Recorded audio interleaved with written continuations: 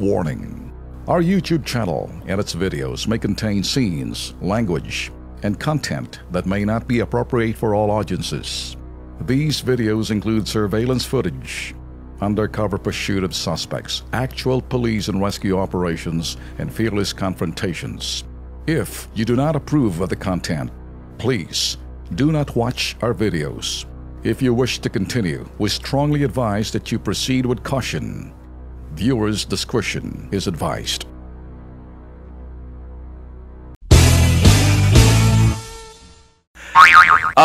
Saan ho nababagay yung tatlong tono nitong sinuot pa para dito sa dalawang mga dilawan? Unat, spaghetti, or pataas-taas? Ikaw, ano? Ikaw, saan mo? Ikaw, pilot, mamili ka. Yung unat version, papipili. Walang kurap, walang mahirap. Inunat, okay. Yung pakulot-kulot. Kayo ang boss po. Pataas yan. Isa ka pa. Kulot-kulot. Saan po kayo kumukuha ng kapal na muka? Okay, mamili kayo. Fill in the blanks. Ngayon, yung isa, pataas-taas. Kayo ang boss po.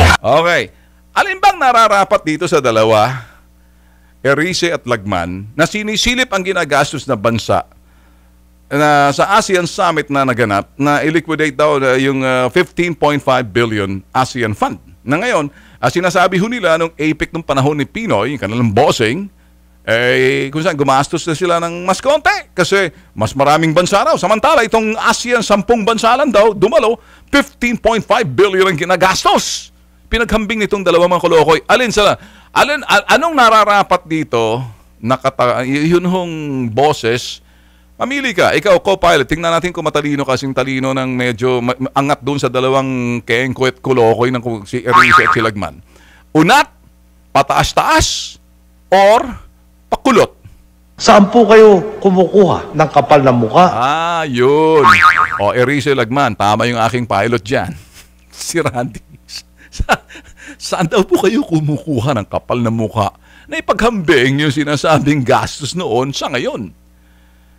Nung araw mga dilawan, ikaw Erice, nung araw pa kape-kape ka pa, dyan Starbucks lang. Ngayon, siguro Nescafe ka na lang sa tabi-tabi. Si Lagman, medyo nabawasan ng timbang. Natunaw na yung mga kolesterol dahil di nasagana sa sinasabi mga katabaan doon sa mga sinasabing pork barrel dahil kapanahon ni... Ngayon sila mga Tom Goods, kung ano-anong pinagagawa, sinasalsal yung mga issue. Naintindihan niyo, salitang salsal ng issue, langwahe huya ng mga mamamahayag. So ito, nananalsal ng issue.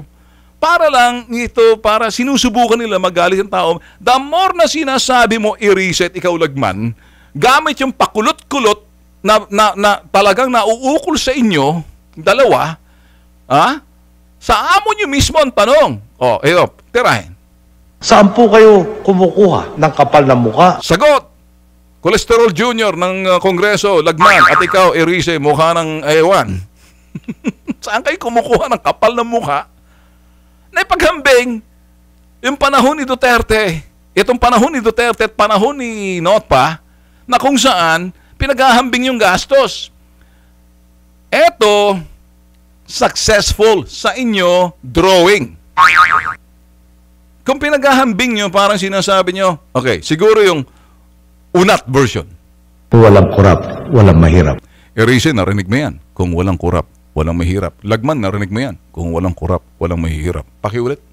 Walang kurap, walang mahirap. Naintindihan mo yan, Erice? Naintindihan mo, Lagman? Kumusta ba mga kachokaran ninyo nung araw na sinasabi nyo, pakiulit kung walang kurap? Walang kurap, walang mahirap. Hindi ba sinuhulan mo ng mga DAP ang mga senador? Ngayon, tanong ko sa Pinoy, ano bang nangyari dun sa DAP na parang sinuhulan mo, binili mo mga senador para ma-impeach si Corona? Ang tawag, anong nararapat sa iyo, Pinoy? Sa salita mo, pataas, bababa, unat. Saan po kayo kumukuha ng kapal na muka? Ikaw naman, Not, pasanugutin mo yan. Di ba nanuhul ka? Di ba sinabi ng Korte Suprema, unconstitutional, illegal yung DAP? Kung hindi lang kay Conchita Morales, dapat may kaso ka. Ang ngayon, ang ginigisa, yung isang kalbo na nakikintab yung ulo, ang pangalan ay si Florencio Abad. So ito ho ang mga katagang pag-aralan nyo kung saan kayo you belong, where you belong. Unat version. Walang korap, walang mahirap. Entiende? Erice, Lagman. O ngayon, ito naman ang tanong ng boss nyo. Pakulot-kulot. Saan po kayo kumukuha ng kapal na muka? Okay. Ikaw, nagsasalita, pakita mo sa taong bayan na kahit na wala ka na, ikaw yung boss. Sabihin mo, boss ka nila dati. Sige, pakiyot. Kayo ang boss ko. O, boss mong taong bayan. Dagukan mo yung dalawa, si Lagman, si Erice. Ang dami mga sinasabi. Nagpapatawag ng pansin yung dalawa na yan. Hambalusin mo. At pagkatapos, bigyan mo ng leksyon. Nakakahiya kasi.